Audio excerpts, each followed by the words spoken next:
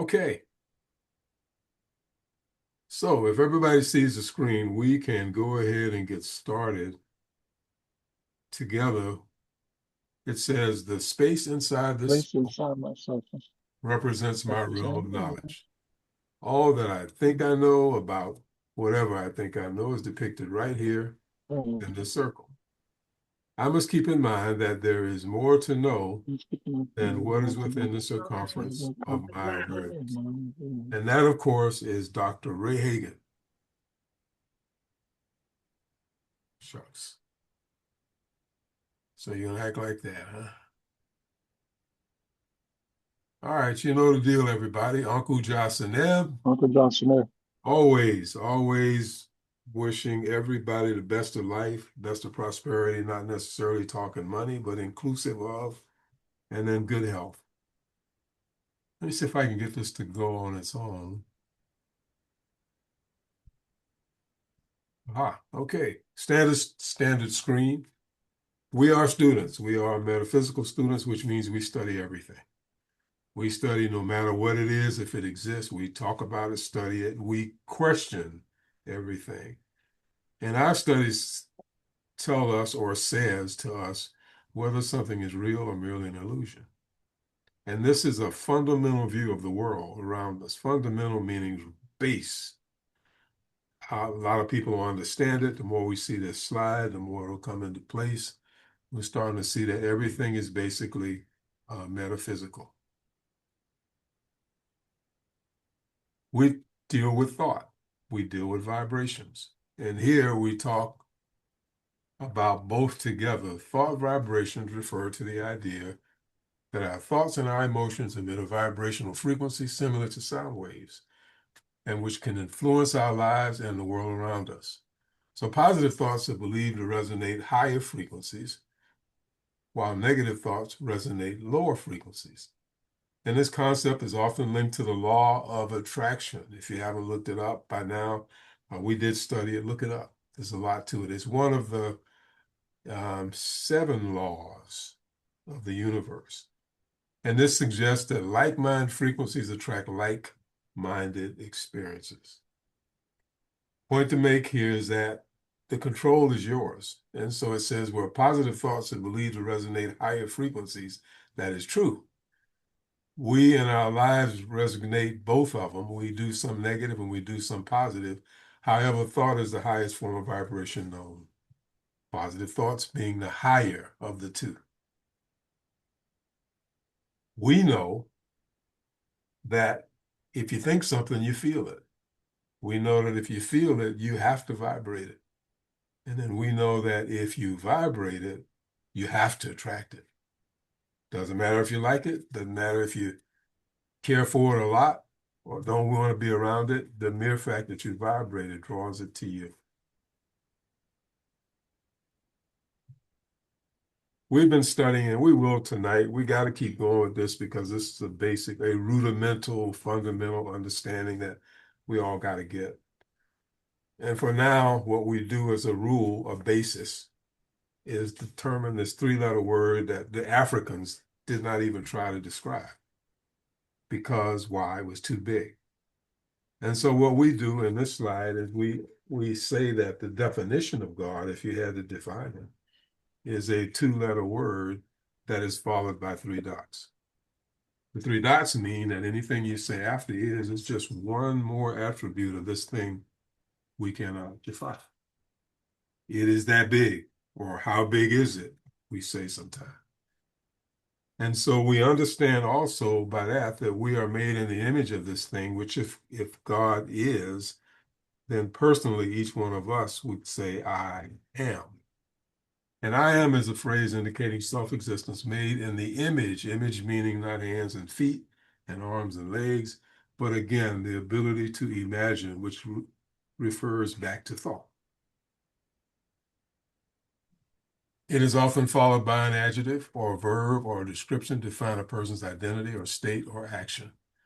It can be used as a powerful personal affirmation to build self-esteem and change negative thought patterns. It can also be used as a powerful affirmation to destroy self-esteem. Be careful, because we are in charge more than we think we are. We tie them together. We understand that God is. We understand that each one of us are made in the image of this thing we can't define, but we are a part of it. So we have that attribute, I am. Each one of us would say, I am. And in saying I am, there are also dots behind the word I am, which means whatever you say, whatever you think, that's vibration that you are attracting. So what we do here is take a few minutes to kind of exercise that, because again, we talk about spirits, we talk about realms of things that we cannot see and feel. In between the inhale and the exhale, these things exist. And we inhale and we exhale as long as we're here. There will come a time, of course, when you will exhale and not inhale. But for the time that we're here, this is how we communicate. So we inhale, we think what we want of ourselves. We believe in it as much as we want to, and we take out of it as much as we need to take out of it. We hold that breath, not like we're holding it underwater, but we hold it long enough to take the oxygen, physically the oxygen out of that, and then exhale it back into the cycle. And so if we just close our eyes for a minute together, let's inhale a nice deep breath. The I am, each one of us, the I am, the strength in you, hold it, just hold it long enough to believe in it. And then slowly exhale, let it go. It's going out with the carbon dioxide that you don't need anymore. Do it again. Inhale. Nice deep breath. Fresh air. Hold that breath. Believe in the I am. Believe in yourself. And then slowly let that go that you don't need. That anything that you don't need, let it go. One more time. Inhale, nice and strong. The I am. I am. Hold it. And for now, anything that's negative that we don't need, it's time to let it go. Let it go. Exhale. And now just breathe. Just breathe. Inhale, exhale. Inhale, exhale. Trying to, let's see, where are we here? I know last week I wanted to not leave us in the open with what we were doing last week. We talked about ancestors. We started out with Sister Karen, who is now an ancestor, of course, but we talked about ancestors, and we're always talking about our relationship with this thing we can't define. The lady that you see here, her name is Dr. Ani. She was actually born, her name was Donna Richards when she was born. And Donna Richards is, let's see if I have another file for her. Yes, here's a slide from her younger days. She is now called Dr. Marimba Ani. I don't know if anybody's heard of her, but she's been around. She's done a lot of things, a lot of speeches, a lot of studies. She actually is professor of African Studies at Hunter College in New York. She's done a whole bunch of other things, and she is actually the person responsible for the term Mafa, which is a Swahili term, but the term itself talks about the great disaster, which is the Black Holocaust, what has actually happened to us over time. The Holocaust, we know about the Jews, but some of us don't know. This group does because we talked about it, that there was a Holocaust even before them. So this lady, and I wanted to take a minute, I actually started cutting this. It's a video. It's a file video, by the way. It's an old video, but it's on the stuff that we've been talking about, and I really want us to get into it. And let's talk about how we feel and just discuss where we are with the two subjects. One is we talked about ancestors, and then understanding this concept and the relationship that we got with the three-letter word G-O-D. G-O-D. And so what she does in this is pretty straightforward, but I'm going to let her talk. She may say some things I might have said before, but coming from somebody else, it might be kind of good. I'll sit back too and take notes. And on the other side, let's talk about this. There she is in her younger days. Let's see. These spiritual concepts and see the political implications in them. And that's what we haven't done on a conscious level. Ancestor communion has tremendous political implications for the national consciousness of African people, because it says that that's where your strength is, and it's something that unites us as a people. If that religion is going to be used to do that, then they are going to have to demean the practices which would unite us with our source of power, which indeed were the practices of ancestor communion. So that what they would preach is that in believing in those things, you were being heathen, you were being pagan, those were superstitions, and you were being uncivilized. And if you want to be civilized, then take this civilized religion, you see, which was universally civilized for all people, when actually what they were preaching was a statement of European nationalism, something which would uphold the system that they were, with which they were trying to control us. Good evening and welcome to For the People. We're at the B.F. Randolph Cemetery in Columbia, South Carolina, where many of the African American legislators of the Reconstruction era were laid to rest. In this series of programs, we'll examine, among other things, African spirituality and the African concept of death. Our guest is anthropologist Dr. Donna M. Richards, author of Let the Circle Be Unbroken, The Implications of African Spirituality in the Diaspora. Dr. Richards is an associate professor in the Department of Black and Puerto Rican Studies at Hunter College in New York City. How does the African concept of God differ from the African American concept of God? Tough question. Well, no, it's only tough because you said African American. There's a term I have difficulty using because I almost find that a contradiction in terms.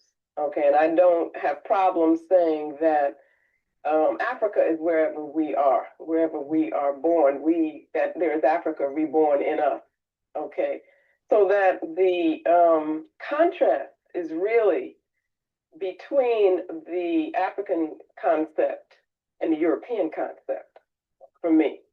Okay, and even when we as Africans in the diaspora think that we are responding, you see, or try to respond to a European concept, our Africanness comes through. Or try to accept the European.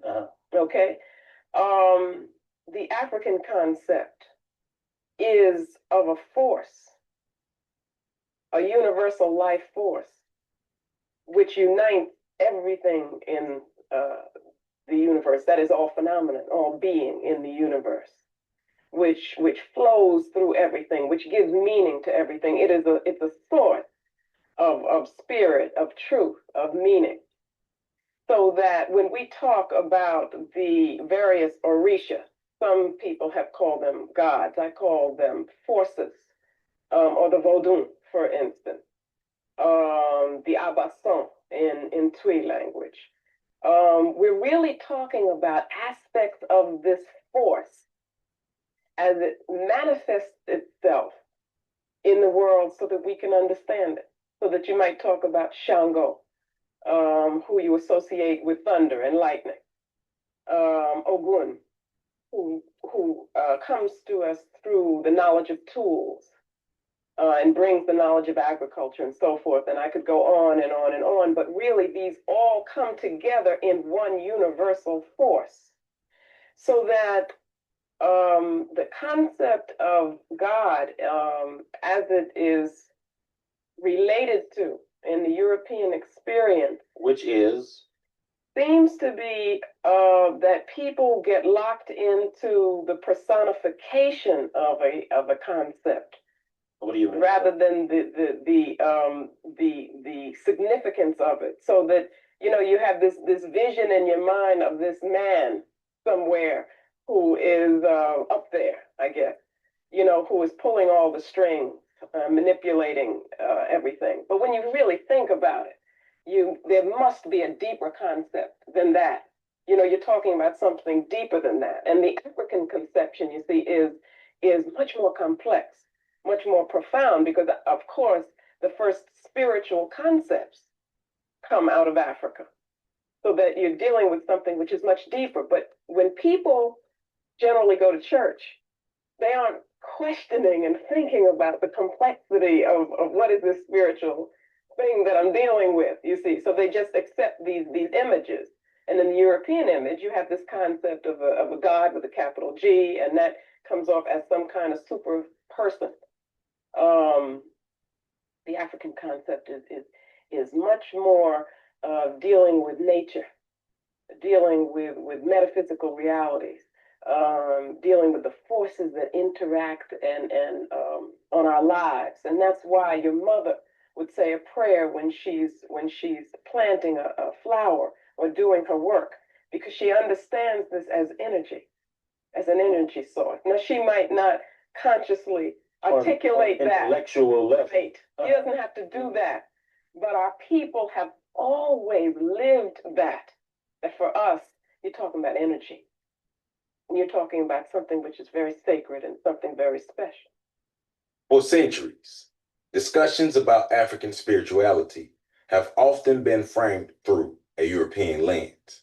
But in this interview, Dr. Marimba Ani challenges us to see African spirituality on its own terms. She argues that African spirituality is not simply another religion.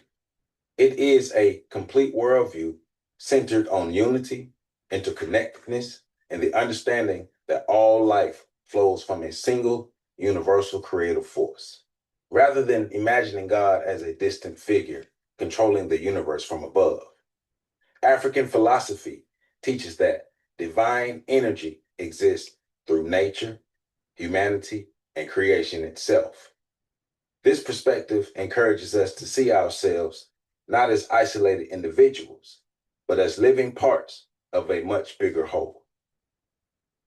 One of the most powerful ideas Dr. Ani presents is the distinction between what Europeans labeled as ancestor worship and what African cultures have always understood as ancestor communion.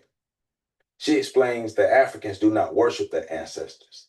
Instead, they maintain an ongoing relationship with them because life does not end with physical death. In the African worldview, the community consists of the living, the ancestors, and the generations yet to be born.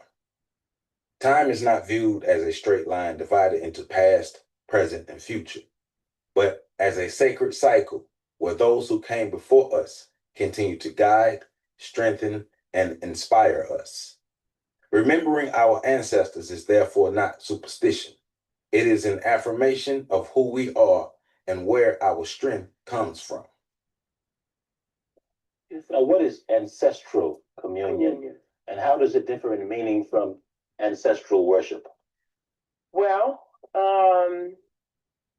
I don't use the word ancestor worship because I think that it was used mistakenly by mainly European anthropologists who came into Africa and other areas, trying to explain something which they had no basis for understanding. And so they simplistically reduced it to talking about worshiping the dead. Ancestor communion is much deeper than that. First of all, and to answer this now, I have to get very deep. Has to do with a whole different way of understanding the universe. It has to do with a whole different philosophical concept of time, for instance, where in the European worldview, you have a lineal conception of past, present, and future. And those are separated and distinguished from each other. And you can't really, if you're in one, you don't have access to the other. So we're in the present, we can't deal with the future, and we can't communicate with the past. Okay? So what they saw was the dead, and they saw the living trying to talk to the dead, and then they talked about worshiping the dead. In the African conception, you have a concept of time which is sacred. It is cyclical. It therefore transcends those lineal categories of past, present, and future. We get beyond those. We're not dealing with those anymore. We're dealing with a reality which makes everything one. Everything is a whole. And that's what happens in the most sacred concepts of African people. Even time. Even time. Okay, and that's what happens in our rituals.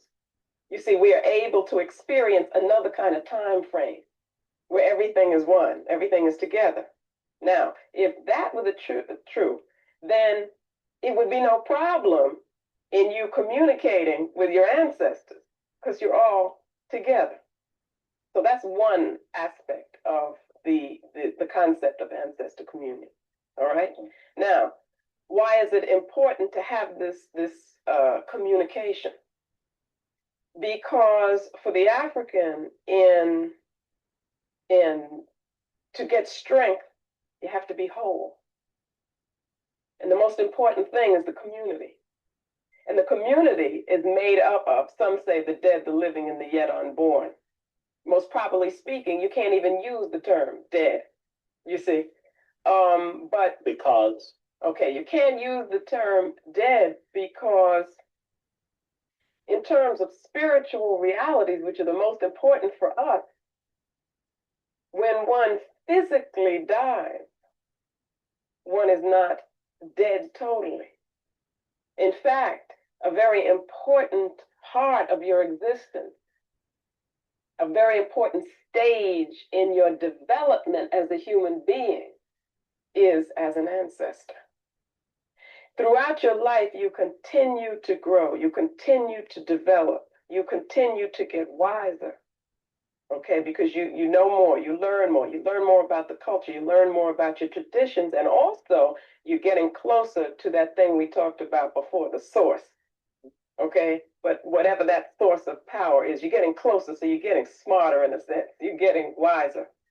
So when you become an elder, you are wise. You are also more spiritual. But then when you die physically, you just cross over into another stage of your existence. now let me ask you this. Okay. Now hold your point. If Africans believed that before the Europeans went into Africa, Right. that is that death represents only another stage Right. in this cycle or whatever. What did Christianity present that was new All right. in that regard? Okay. One of the things that you will find that the church is most resistant to is you're talking about the spirits of the ancestors. Okay. Talking about relating to them and them being a spiritual force that has power to affect your life. Now, see, I believe that we've got to take these spiritual concepts and see the political implications in them.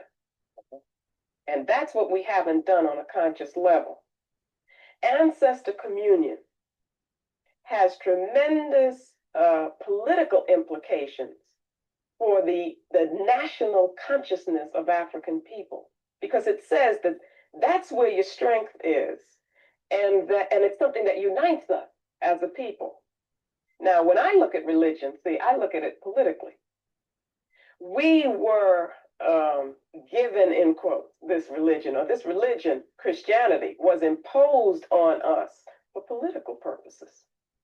It was imposed on us to rob us of the strength that our culture could give us.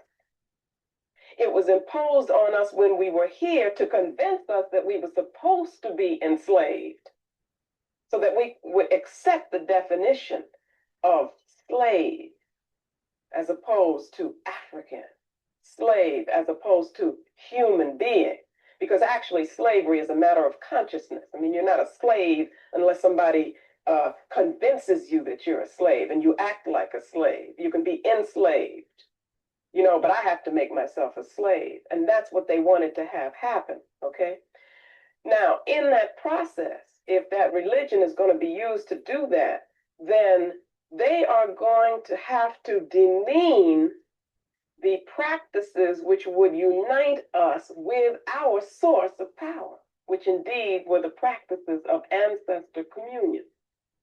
So that what they would preach is that in believing in those things, you were being heathen, you were being pagan, those were superstitions, and you were being uncivilized. And if you want to be civilized, then take this civilized religion, you see, which was universally civilized for all people, when actually what they were preaching was a statement of European nationalism, something which would uphold the system that they were, with which they were trying to control us.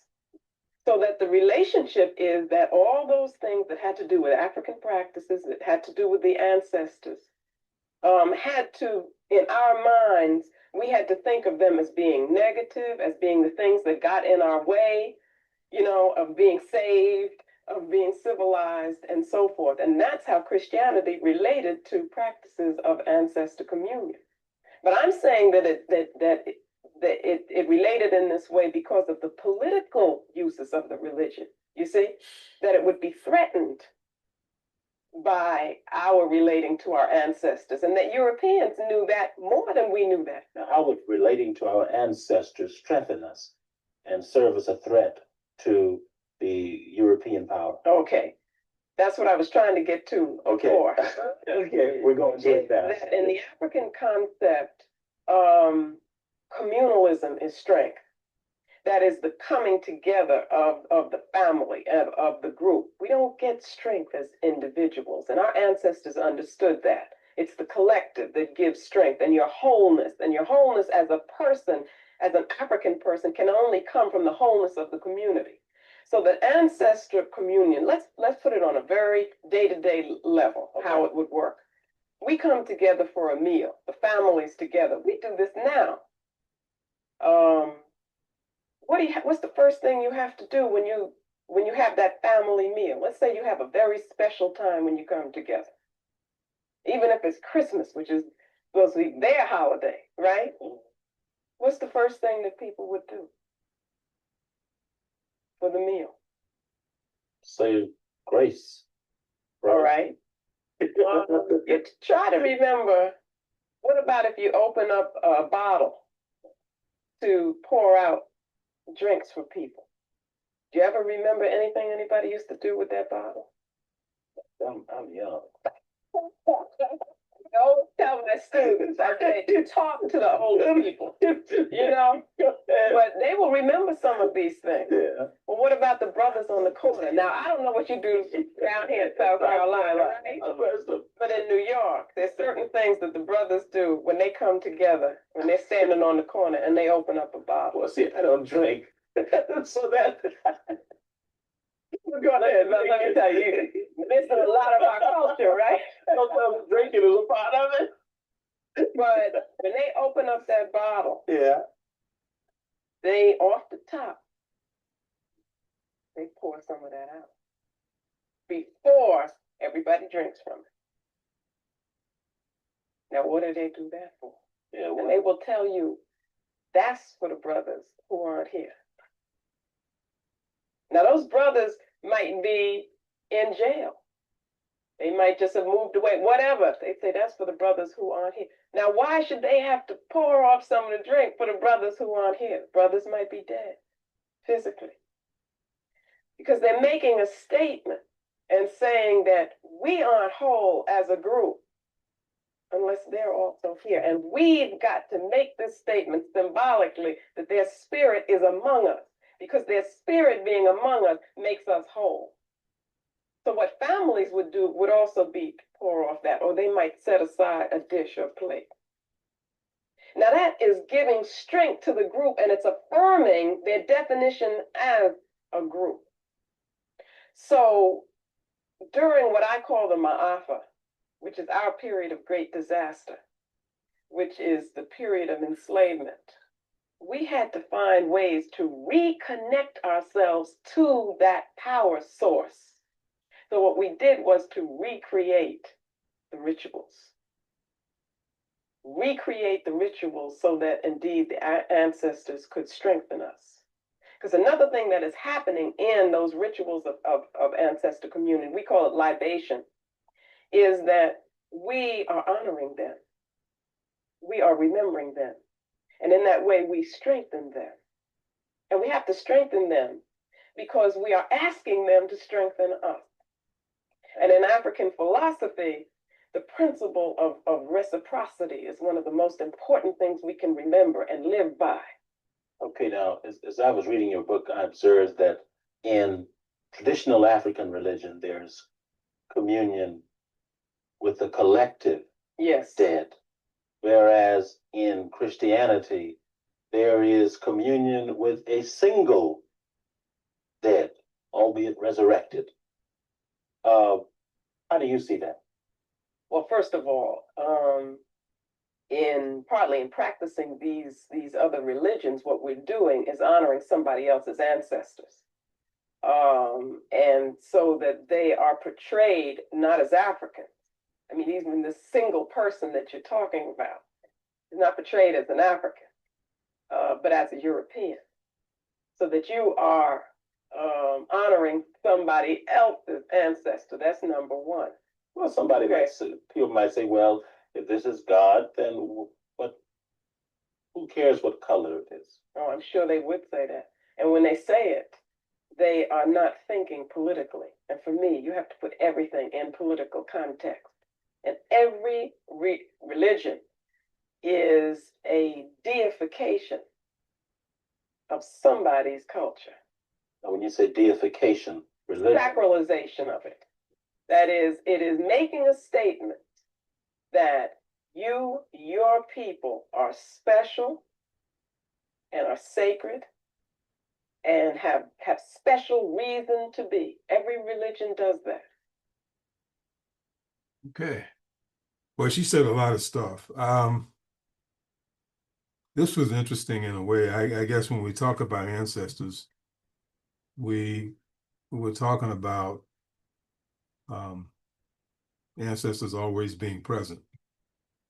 Did anything hit anybody that she said that actually stood out? Anything at all?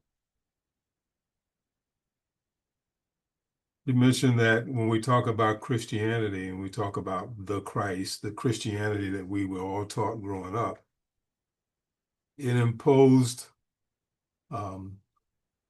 politically on us something that the Europeans wanted to impose, and that was European nationalism, which is how we got to where we are. Because if you can control how a person thinks, you can actually control what they think. Because you're controlling how they actually analyze stuff. So our ancestors was a threat to Christianity because Christianity wants you to deal with the figure, the deity that they gave you. Anything else? Anybody else noticed anything there that did? Let me see who else is on. Everybody's on. Anything that anybody picked up on that? There was a lot said there. A whole lot said. What do you think about her saying that? Go ahead. Somebody's going to say something. Go ahead. I think Brother Bernard was going to say something. I'm not sure, but and I'm on this phone, so I don't know if it's coming very clear. It's what? Let me know. yes, a little. It's a little muffled, but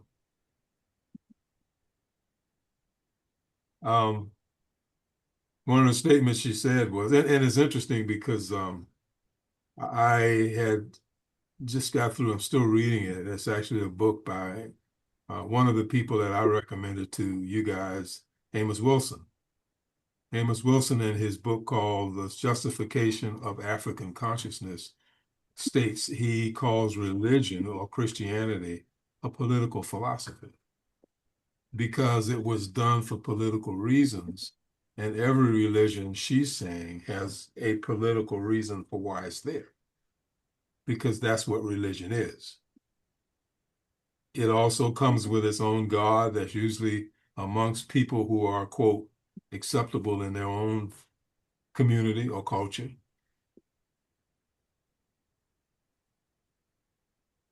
All right.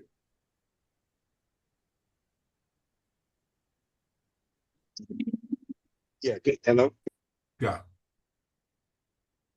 We hear you. I don't know if you hear us. Is that? No, I can hear you.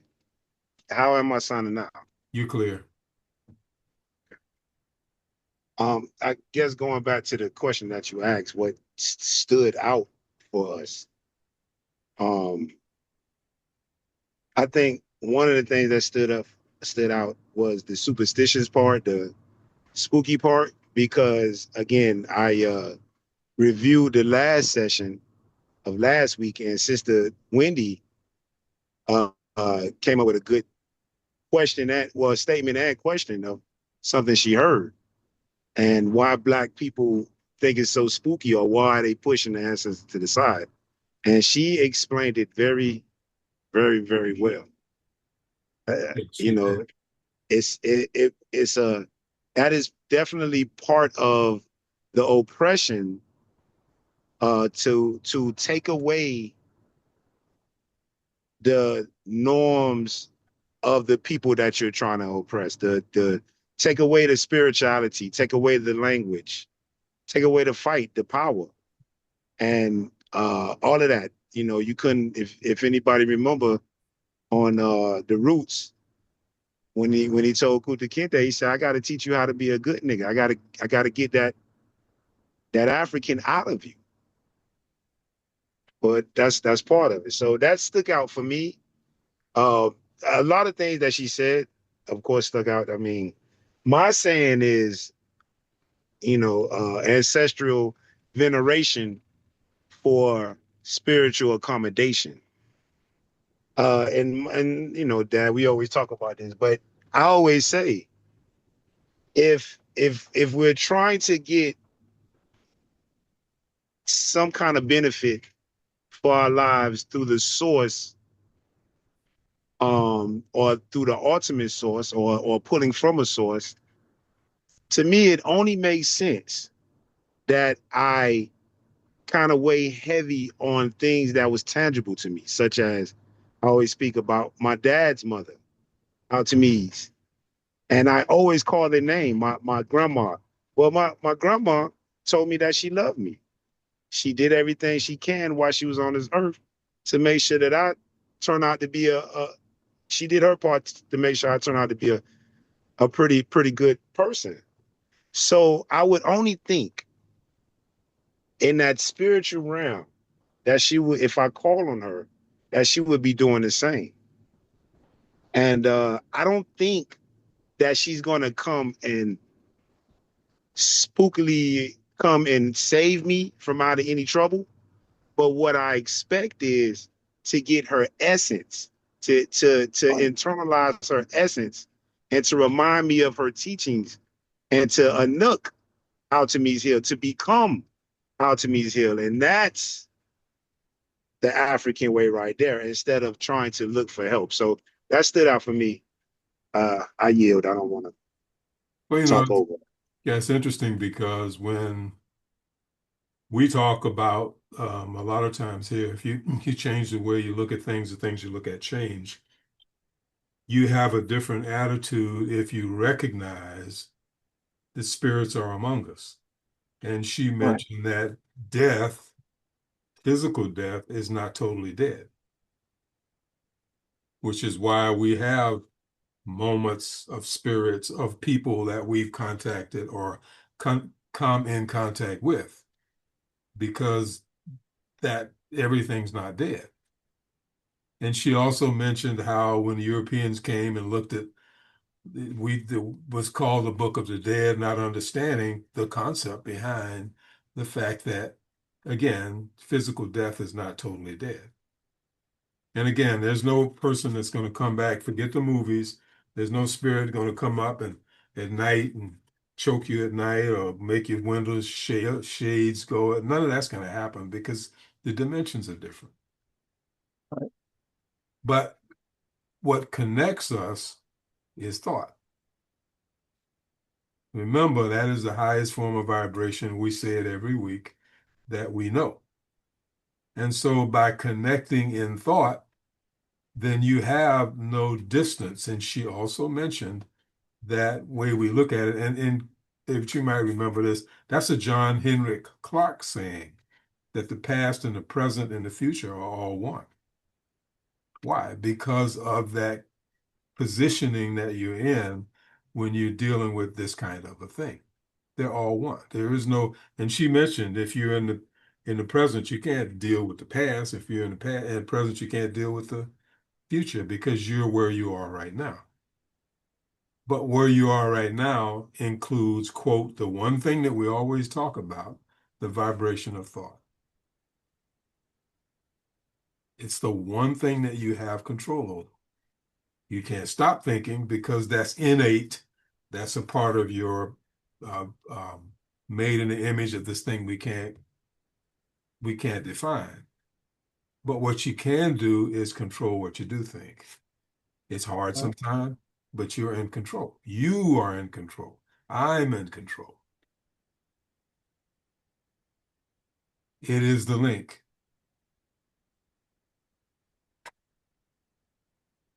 Does anybody kind of have some questions? I open the floor kind of. We talked a little bit about the concept of God itself, G-O-D, God.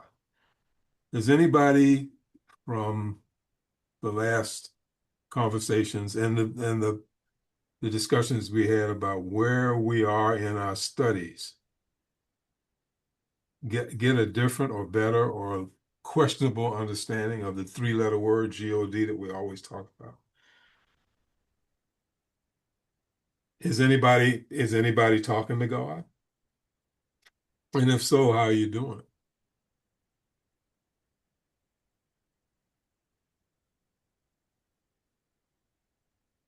The question might Go the ahead. question might be is God, are you hearing God talk back to you?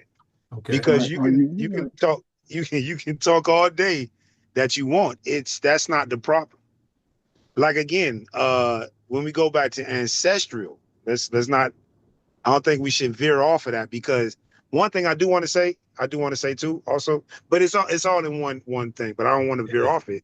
But I think that we should call out our sister's name every meeting because since we talk about veneration, ancestral veneration for spiritual accommodation, I'm sure from the small period of time that I met our good sister that transcended onto ancestral realm,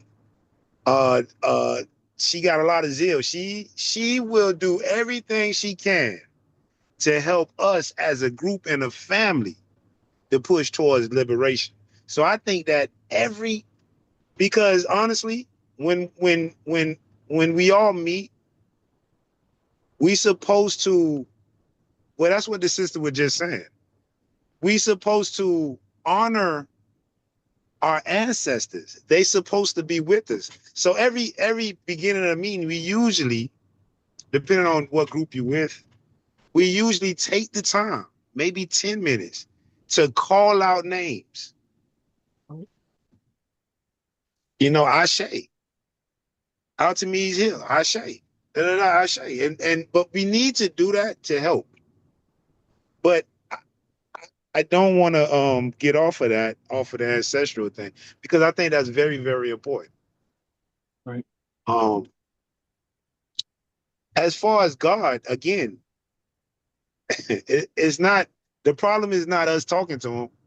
Because again, I don't talk to my grandmother in that sense anymore to where I think she's going to answer me back. Again, remember, I'm not looking for the answer back. It's going to come into me because I internalize her. I am her. When I need to be humble and this and that, I remember the days that she, and my dad would contest this, gave her days and times and pretty much her life to the family health center. That's where she worked, by the way, for those who didn't know. She was a That's right. social worker. Social work, and she gave, I mean, literally gave everything. And to me, that was very honorable. So I remember things like that. And so when I need to pull from that particular source, I call on her name. I honor her and I ask her to show and reveal herself to me because I remember how grandma looked. Right. And then I say, I nook.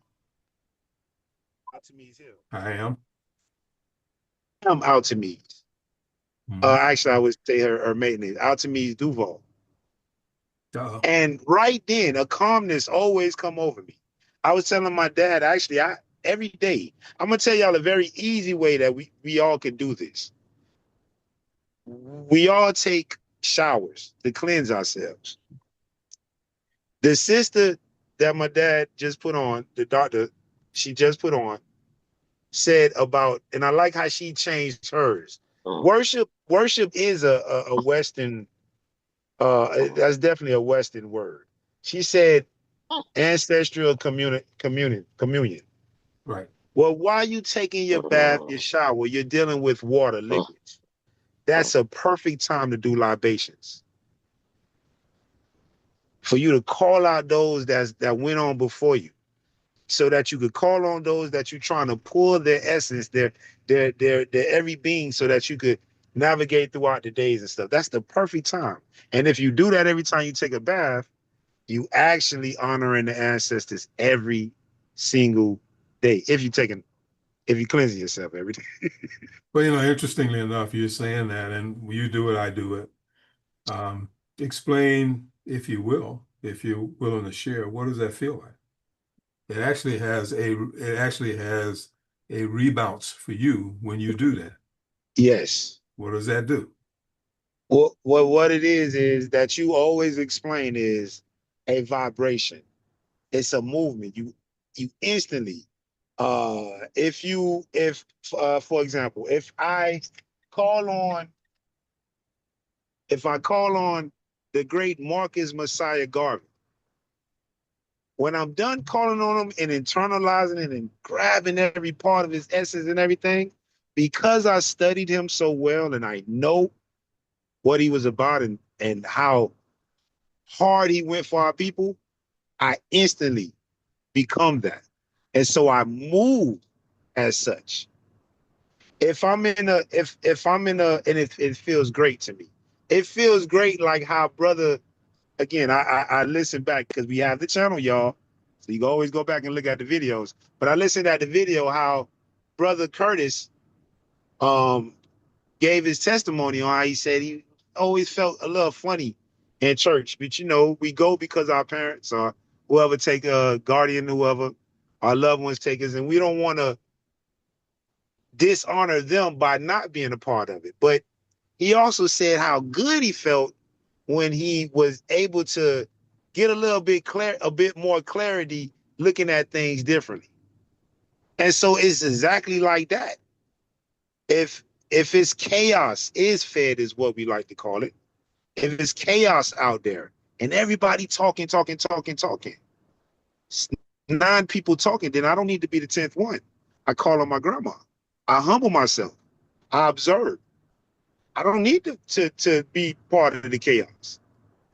Right. If for whatever reason it's very quiet and nothing's going on, I call on my other grandma, Lillian Collier, because she was what the family called the fox of the family. And she would speak up when it was silent, and she would make everybody be a part of. So to answer your question, it's a vibration. It's a feeling. Remember, everything we do is for a feeling. If you're trying to feel good, think about somebody that you love and don't think about them in a bad way, but you think about them in a good way and things that they did of greatness, and watch what it do to you in that instant. Yeah. And I guess to the other people on the call, other family members on the call, understand that what was said was actually calling on the spirit of, and you mentioned Marcus Garvey, the reason for study, the reason for you have an array of ancestors who are your ancestors by birth. You have an array of ancestors who are yours by experience. They don't have to be related to you. And then you have ancestors that you study and you learn about them. And that feeling that you get from them is a feeling of calm. But you can't call on Marcus Garvey if you don't know anything about him. That's right. That's absolutely right. It's important that we do that. It's important. This is why I always throw out books, because it's in the books. There are things Right. you can study. There are people you can study about. We have not, even now, with what is going on in society, in the administration of this country, something that we have not gone through before. We've been through this before. Well, who are the people who did that? Who are the people and how did they think? What did they do? What can we learn from them so that we can benefit from what happened to them and not let exactly the same thing happen? What can we benefit from them that'll help us personally in each of our lives? Ancestors. I The think I tide of, find go myself, ahead, go ahead. I think I find myself doing this without realizing it on a daily basis. Like sometimes you can find yourself doing something that was taught to you by somebody who's not here. And on a regular basis, I find myself saying, okay, I know I can do this. I'm my daddy's daughter because I'm doing something that he was good at, or maybe he taught me to do. And sometimes, most of the time, it's something that I'm trying to encourage myself to do or to motivate myself to do. And I find myself saying, okay, I got my daddy in me, and my daddy could do this, or my grandmother was doing this. So that to me is like me calling on who are now my ancestors in my regular life on a daily basis. Listen, Sister Chris, and hey, how you doing, my beautiful sister? Um, um, listen, that is exactly what it is. What you're doing is venerating your loved ones, ancestral veneration for your spiritual accommodation. Again, you're not looking for your dad to come and pick up the boulder for you. But what happens is during situations where you know that he was very versed, that he was an expert in, that you can pull from that source and say, even if you say, Daddy, help me, what happens is it's an awakening inside of you, the vibration that we talk about. And right then he's there. He's there. And so, no, Chris, that's exactly what that is right there. Yeah, stop that. And I wanted to mention too that all of the books that this group has gone through, and some of the books, and those of you who know me know Ernest Holmes' Science of Mind is one of my top books. If you ever get the full version, I would grab it. But the concepts behind that are African. The first concept of spirituality started in Africa and is connected to nature. So when we talk about spirituality and ancestor community, then we're talking about something that we started. We need to get used to doing it. We need to feel comfortable doing that. And this is something that as a individual, we all can do it individually because Chrissy, your dad's relationship with you is not the same, and I've said this before, as the relationship he had even with your mother or with anybody else.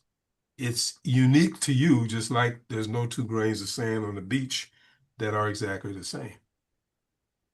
So we may look at the same person, but the reason for wanting to have that ancestral connection is because it is not exactly the same for anybody. And only you can have that relationship that you have, even if you study the person, even if you study them, because the concepts of what you get in study are going to be yours based on what? The subtotal of your consciousness. It's you. It's all about you. And I've always said, if you're in a picture, I've always said this, and there's 52 people in the picture and you're in the back, that picture's about you.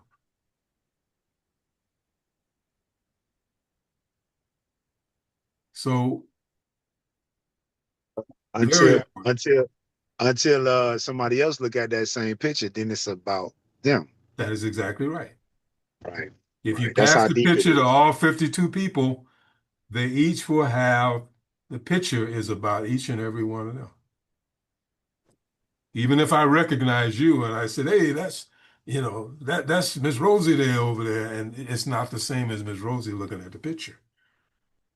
It can't be. There's no way for it to be. So we have to understand that there is a connection, a strength, that strength that Chrissy was talking about is a strength that only she can get from that ancestor who's a dad. Call on them because that spirit is there for that purpose. And she mentioned something that's really, really important. She mentioned going into eldership and then from eldership into what? Ancestry. And she mentioned, and this is something that Africans did, they lived to go from eldership into ancestry. There is a phase, I don't remember the steps now, maybe I'll try to find them, that was a part of the cycle of life, and ancestry was the end of it. Not the end, but it was the final, it was one of the last steps. Ancestry is forever, as long as, I think you said it, David, is like, you can remember that person's spirit stays long with you as long as you're alive. It only dies with you when you die. Well, they say, it's a saying. They say, you die 2 times, uh, physically and when the last person that says your name, when the last person says your name, you die again. Right. That's ancestral. Call it. That's what that is right there. Trust me, potentially that could be a very, very long time. How about how about indefinitely? Because if ancestors and people are born and remember ancestors as time goes on, how many generations could that be, potentially? Could go on and on and on and on To and on. power up, yeah, to push to power up the oppressors' existence by worshiping their ancestors. Right, So when you do the Bible and you John and this and da da da da da, what you're doing is powering up their existence. right, That's why they're on top right now. right. A lot of people don't understand that. A lot of people don't understand that. A lot of, quote, educated people don't understand that. This is what we have to learn. This is what we have to work with. And it's individual.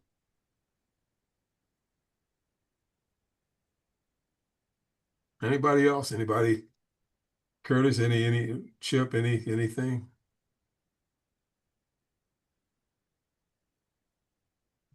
Any pieces to that? Oh, I don't have any. Yeah. I'm good. That's some Yeah, good stuff, though. It's good. yeah, it is. And you have to soak it in because as we're talking about it, the reason why it's this in this conversation is because common sense isn't common today. But when you really Oh, think about some things, the pieces fall into place. They do fall into place. oh, can you cut that off, please?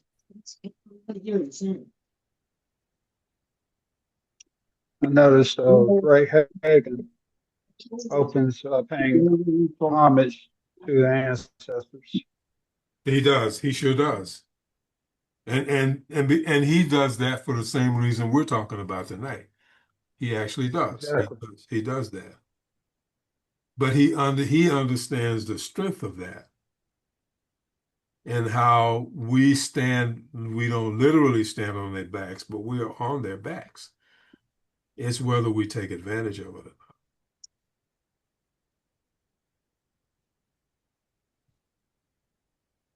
And I think it was Nasut was just saying about, and I mentioned about talking to God.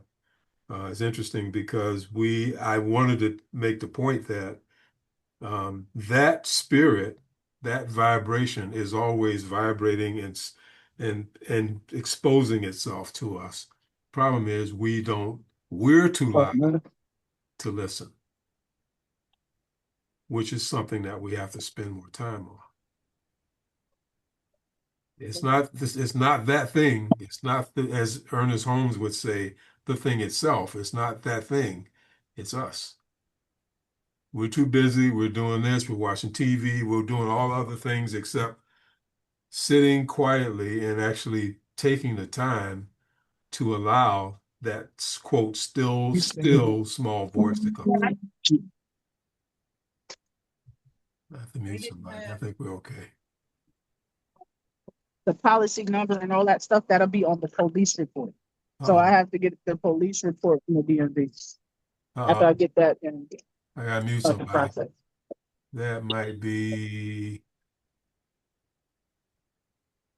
Can you grab it? I think I got it. Okay, we're good. Sure. Okay, we're good. But I wanted to do that because tonight was a kind of a follow-up on last week. And I mentioned, by the way, I don't think you were on, David, but I had mentioned that I did not take Karen's name off the roster. She's on the roster, and there's no reason why she shouldn't be on here, quote, because her spirit is always here. It always was. And she would tell me that when we spoke. So there's no reason for her name to come off the roster. So with that, I mean, I think it's something that we have to think about it. It's very important. Think about it. It's individual. Think about it. And it's personal. Let's see if I can do this. It's extra added leverage for you. You're already trying to navigate through this world, trying to navigate through life. Right. I don't, it's added extra leverage for you. It's equivalent, even better, but it's equivalent to asking Jesus. Well, I know this group, but it's just period, See, it's the same thing. Well, it's just a little bit more powerful. It's a little bit more powerful. I was gonna say it is the same procedure. The strength is stronger if you recognize you have a direct connection with ancestors, even if you study them. They're more directly related to you than an abstract, which is what Christianity gave you. But she said this, she mentioned, Dr. Ani said, they gave us Christianity for a reason. It was imposed on us for political reasons. And she also mentioned that all religions actually are imposed or given for whatever reason for political. And the reason for it has nothing to do with saving anybody's anything. It's for control of the people. As a matter of fact, it was Karen who said in this group, when you talk about religion, you talk about crowd control. Those were her words. And it usually honors somebody who is in the same culture of the people originating the actual religion. But again, spirituality, which is a different thing altogether, associated with nature and the respect of nature, actually started in Africa. It is ours. We have the history. So this is where we are. I am not African because I was born in Africa, but because Africa was born in me. Kwame Nkrumah. Kwame Nkrumah, for those who don't know, was he's actually the first president of Ghana. He was originally, before that, he was the prime minister of the whole Gold Coast. And he died, passed away, transitioned. I forget what year he was cancer. I believe it was in the 70s. I can't remember. But there's another book called The Second Emancipation, which gives a lot of details of the stuff they had with the British government, and how Ghana, and how he evolved actually from his schooling into Ghana to Ghana to where it is now. I mean, the basic story is the same, locations change. When you look at Africans and when you look at the plight and you look at the things that happen, we need to learn from each other.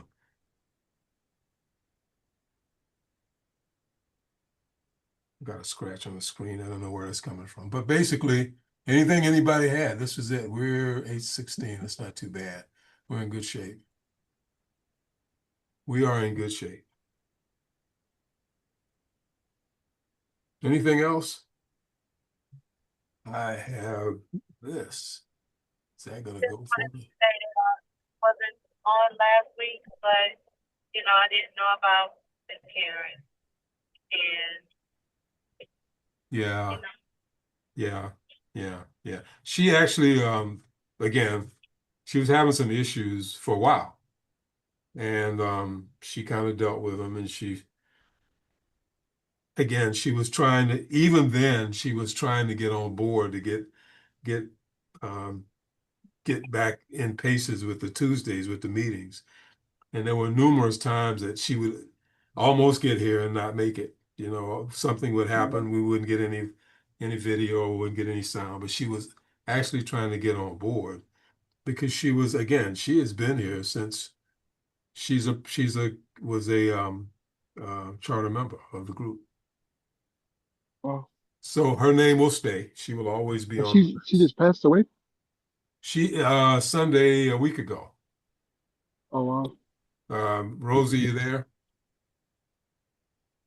Sunday a week ago, she passed away. She was in a home, and she was kind of mentally kind of deteriorating, but she was in a lot of pain, and she did live alone, by the way. So her Wow. son, who lives in Atlanta, came up and took Hey, whatever. Carl, here Rose right now. Yeah, we're just doing a review with Karen again. Okay. Bernard didn't know Oh, I did. she had passed. Yes. Sorry to hear that. Yeah. I was telling her she was in pain quite a bit, and she For still was years, trying. for years. Yeah, She's been in pain for years. that's right. Yeah. Yeah. Yeah. She hung in there though. She was trying, she was getting the phone wouldn't work. She'd go get another phone and that wouldn't work. And she said that now I got it, and she'll call me, and we would try to get in touch to try to do a mock Zoom call, and it would work. And then when she got on the phone, it wouldn't work. It was just, when the night came, the thing wouldn't work. And oh boy, she was on it though. She was trying to make it happen. Ancestor for sure. Yes. For sure. Well, with that, that's what I had, basically. Anything anybody else had? I like now that the level of it's like a big difference in my life because of being enslaved. I really like the part about the enslaved part when she was talking about the mental enslavement. When you break that barrier and that you was consumed with nothing, and now you embrace like the smell of everything is like new. Like when I told myself I have a new chapter, I look at life and I embrace it as living now, not to be concerned about how somebody is looking at me. It's what I'm embracing that was in front of me the whole time, but I didn't embrace it to live that. And most of it is nature. And and my mindset, it has a whole lot to do with when we talk about the ancestors. I see myself at work and I talk to my father And the stuff that I do, I say, yeah, my dad did that. And, you know, when I went down south, I went and embraced, I call her, it's my great aunt, but it's, to me, she's my grandmother, you know. And I went and talked to the gravesite and see my uncle and stuff like that. It's a lot of things that I have compassion for. And it's like my body is wielding me to it. And it's not, and it feels great. It's not unusual. It feels like I have compassion to want to exceedingly research and know this to make me complete and whole. So that's a good feeling, though. You know, I just wanted to say that. Yeah, Christianity was funny like that because Okay. and I liken it to That's voting. it. That's true, very, very true. Because the knowledge of your ancestors and the strength that you would get from your ancestors was threatened. Christianity was threatened by that. So this is why a lot of your history was not taught to you. For example, we say today, well, I'm not going to vote. Well, if voting wasn't important, why are they going through all that trouble for you not? Right. Well, the same thing with Christianity and your ancestors, because there was that much strength in you knowing that there was not just one person who was a white savior given to you by them, but probably numerous people who actually lived and walked this earth, who could impose upon you stuff that you needed to make you strong like you needed to be at a certain point in time. So that's a threat to Christianity, and it explains why until our far recent history, we didn't know a lot about our ancestors and our history. A lot of us actually thought at some point in time that our history started with slavery, but that was done on purpose. Because if you knew about libations and your ancestry and the strength that you got from the community of ancestors, we wouldn't be in the position we're in now.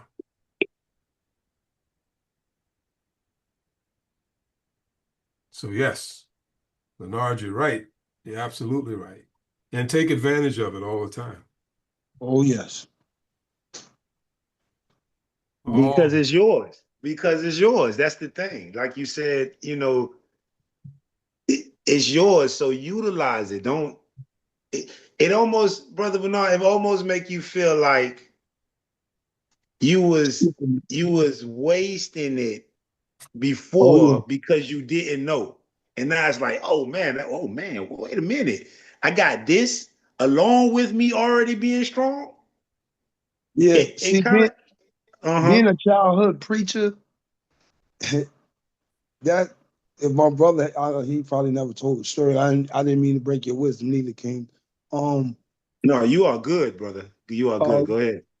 It was just the podium, and I like to write, so I had wrote something, and it's crazy, but it talks about the people on the podium that betrays that lie, that they can be that Constantine and have it, and they will you to this mess. So and it's called sinful cancer.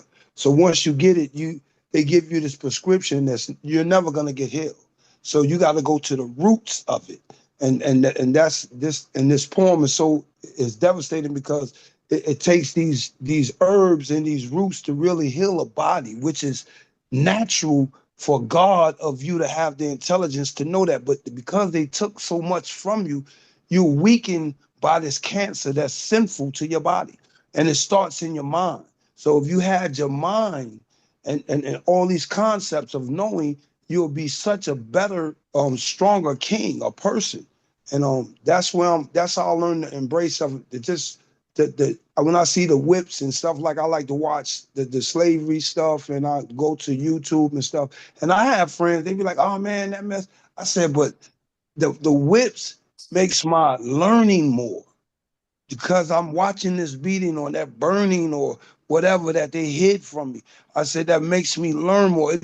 It makes the fire on the inside of knowledge and wisdom and understanding burn and learn more of that, because that depth and that essence right there I see is going, but it's making me learn the reason why they did this, and they had to pay that toll for me to get this.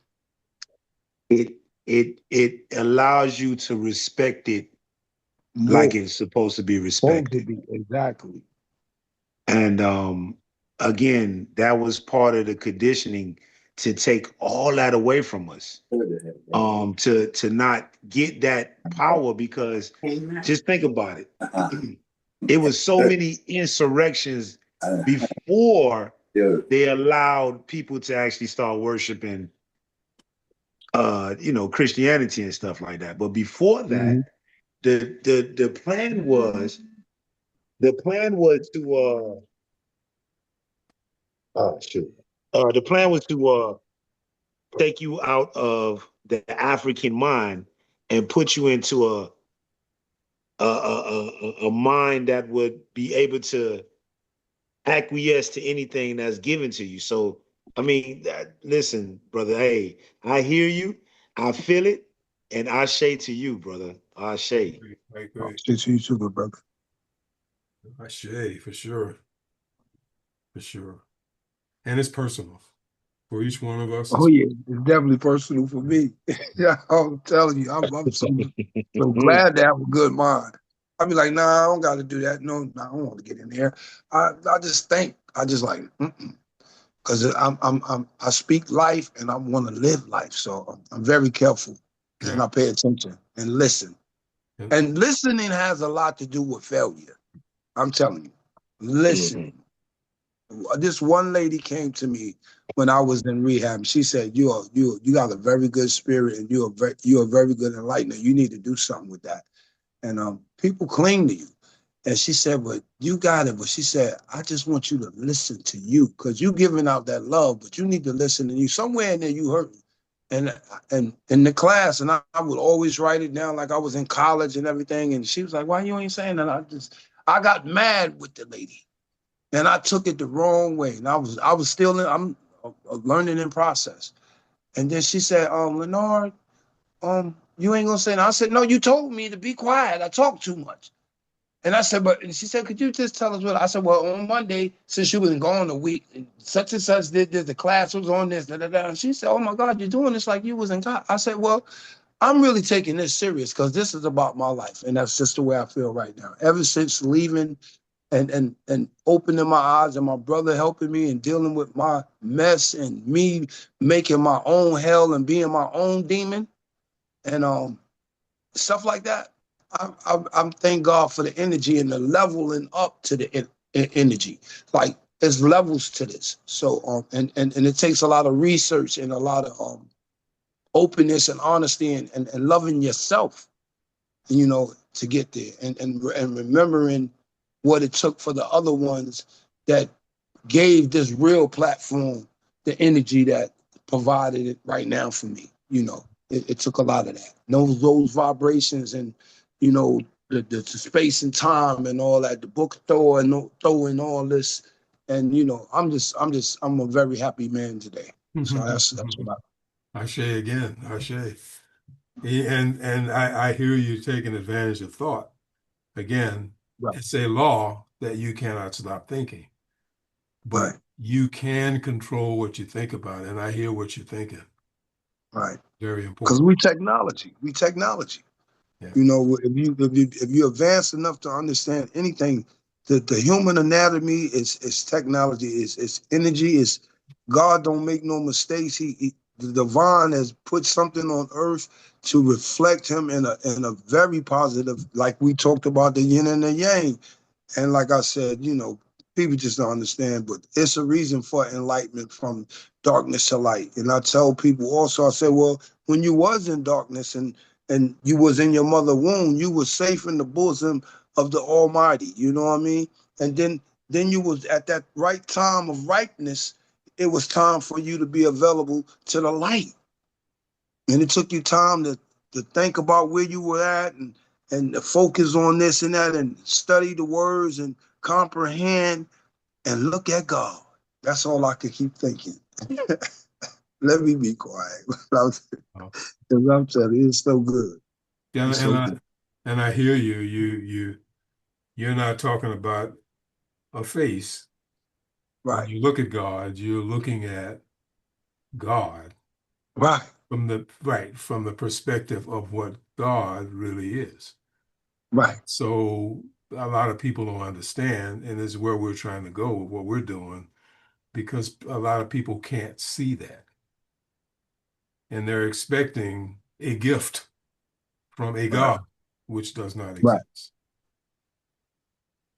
But when you understand spirituality, then spirituality in itself explains your connection with this thing we can't define, because it's you.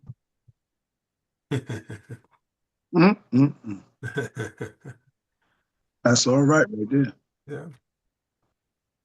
Okay, this is where we are. Let's see, I keep track of time.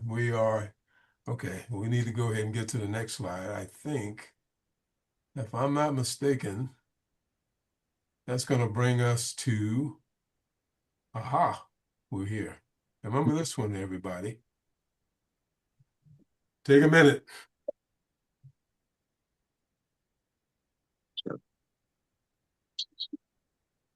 Ready? Prayer protection. Prayer protection.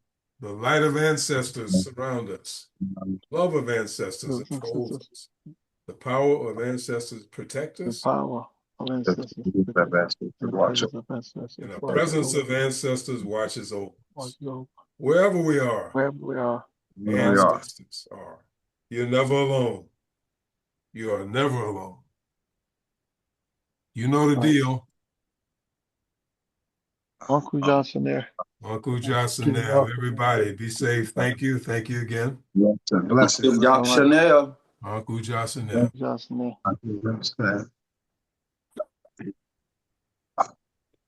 All right. Good night. Night, everybody. Good night. Good night. Good night.